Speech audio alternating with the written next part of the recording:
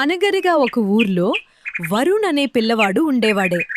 వాలా నాన్న పేరు రమేష్. వాలా నాన్న మట్టి కుండలు తయారు చేసేవారు.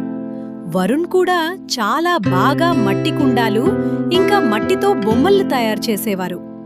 అప్పుడు కావేరి ఇలా అనింది, ఏంటండి, మీకెన్నిసార్లు చెప్పినా మీరు ఆ మట్టి కుండలు తయారు చేస్తూనే ఉన్నారు. వేరే పనేదైనా చేయొచ్చు కదా. లేదు కావేరి, ఆ పని మన తరతరాలుగా నుంచి వచ్చింది. అందరూ రంగు కుండీలానే కొంటున్నారు.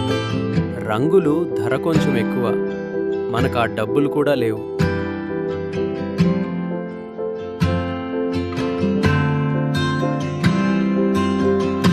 అరే నాన్న, నా స్నేహితుడు చెప్పాడు, రేపు కాంపిటీషన్ మట్టితో ఏదైనా చెయ్యొచ్చు అంట.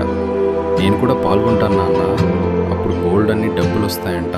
సరే బాబు, నువ్వు కూడా పోటీలో పాల్గొను.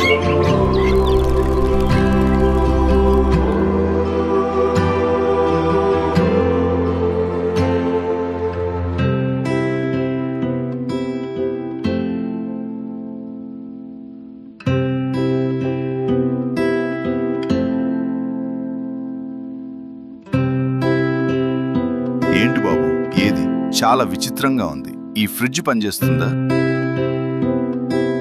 లేదంకుల్, నేను కష్టపడి తయారు చేశాను. ఏది తప్పకుండా పనిచేస్తుంది. ఇది కరెంటుతో వర్క్ కాదు, కరెంటు పోతే కూడా ఇది పనిచేస్తుంది. అవునా? అయితే పోటీలో నువ్వే గెలుస్తావు. ఇంకా పోటీలో పాల్గొని వరుణ్ గెలిచాడు. ఇంకా డబ్బులు కూడా వచ్చాయి. రమేష్ ఇంకా వరుణ్ చాలా ఫ్రిడ్జ్లు తయారు చేశారు.